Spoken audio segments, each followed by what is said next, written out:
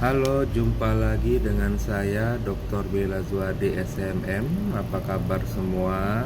Kita kali ini akan membahas terkait dengan mungkin adanya sistem di dalam organisasi kita.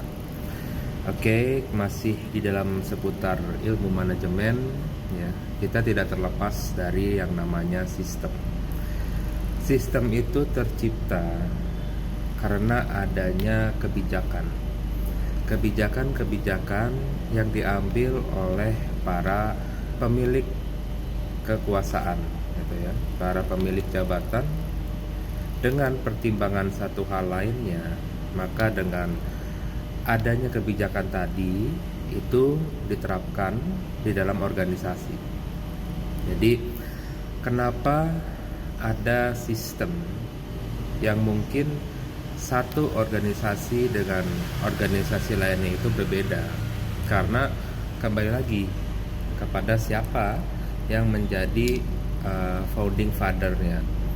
Ketika bapak dan ibu kita semua gitu ya mendirikan organisasi, pastinya ada metode, ada pendekatan, ada mungkin pikiran-pikiran gitu ya, telaahan dari organisasi lainnya yang bapak ibu itu lakukan ATM gitu ya, amati, tiru, dan modifikasi ke organisasi masing-masing bapak dan ibu gitu ya. Dengan mungkin menurut bapak dan ibu metode atau sistem seperti ini nih lebih baik.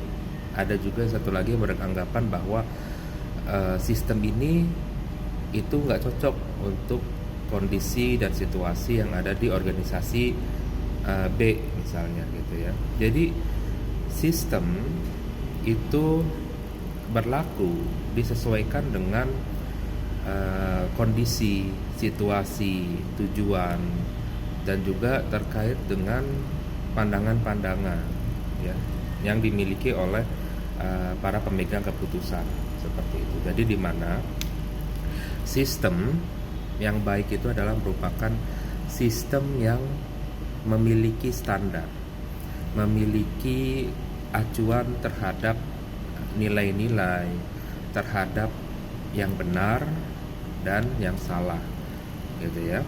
Lalu sistem itu juga harus sesuai dengan kebutuhan dari anggotanya gitu ya, kebutuhan dari mereka yang kita berikan pelayanannya, baik dari jasa maupun produk yang kita tawarkan. Jadi harus sesuai nih gitu ya dengan memang disrupsi yang ada gitu ya. Jadi sistem itu harus selalu diperbarui gitu ya. Bagaimana sistem ini benar-benar dapat menjaga apa aja yang dijaga. Yang pertama itu adalah keadilan organisasi.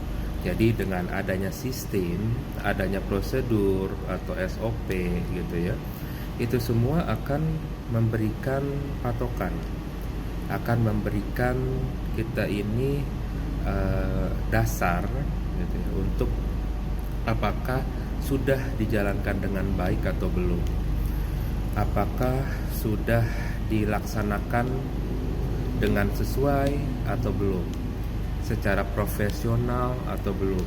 Jadi semuanya itu bukan berdasarkan subjeknya, tapi berdasarkan objektivitasnya. Jadi siapapun saat ini yang sedang menduduki jabatan atau sedang melaksanakan pekerjaannya itu punya kaidah-kaidah, pedoman-pedoman yang harus dijalankan, yang harus dilaksanakan. Jadi kalau sistemnya ini tidak berjalan dengan baik, otomatis ya banyak oknum-oknum gitu. Ketika kita memiliki banyak oknum di dalam organisasi, itu adalah masalah yang membuat sistem yang ada di organisasi kita itu ya tidak dapat menjalankan tugasnya, tidak menjalankan fungsinya untuk menjaga organisasi ini dapat berjalan secara baik gitu ya, untuk menghindari konflik, untuk menghindari adanya penyalahgunaan wewenang gitu ya. Dan juga untuk apa? Sistem ini untuk membentuk kualitas kerja yang prima gitu. Jadi dengan adanya sistem yang baik dan sistem yang dijaga keberlanjutannya untuk tetap beroperasi dengan baik oleh siapa? Ya oleh kita-kita sebagai bagian dari organisasi.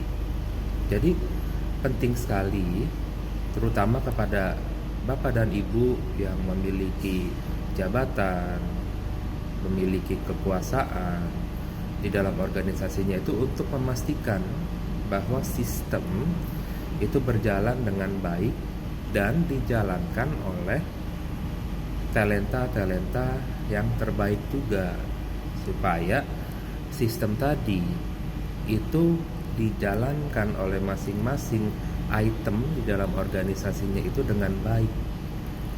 Jangan sampai sistem yang sudah baik itu akhirnya diutak-atik, diubah gitu ya, dengan bukan untuk kepentingan, kebutuhan organisasi untuk nilai-nilai kebajikan, tapi hanya untuk menguntungkan dari oknum.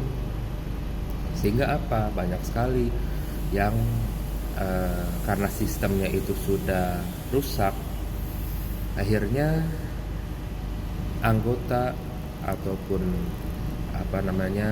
pelaksana yang ada di organisasi itu ya mau nggak mau karena terpaksa akhirnya melakukan nih perilaku yang tidak profesional ya, misalnya untuk diurus gitu ya terkait dengan administrasinya, maka harus menyogok gitu ya.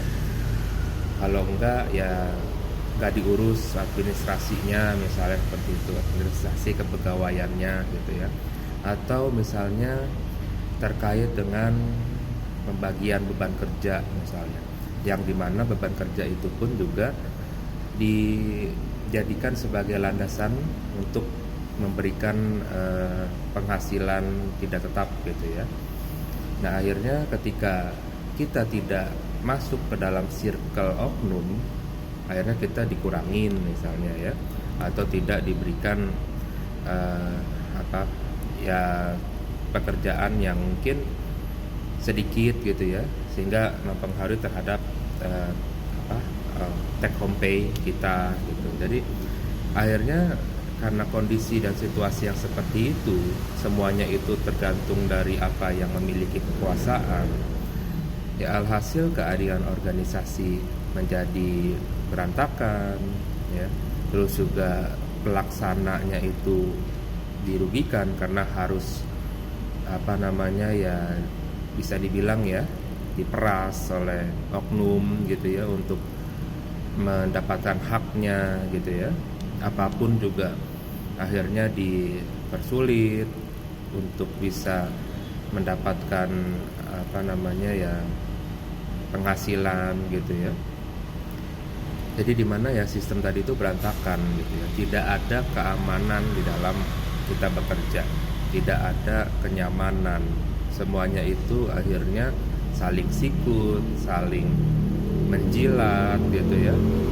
Bukannya bagaimana kita itu bisa bekerja dengan maksimal, tapi bagaimana ya kita itu lebih banyak ke pencitraan, sehingga organisasi ini tidak dapat menjalankan dengan baik pekerjaannya, di mana manajemen di dalam organisasi tersebut perlu dibenahi seperti itu. Jadi itulah kenapa pentingnya profesionalitas, terutama dalam kita menciptakan dan menjaga sistem di organisasi kita itu supaya dapat berjalan dengan baik, supaya tidak ada lagi nih oknum dan situasi yang memaksa lingkaran setan tersebut. Oke, mungkin itu aja untuk sesi kali ini. Terima kasih, salam sukses.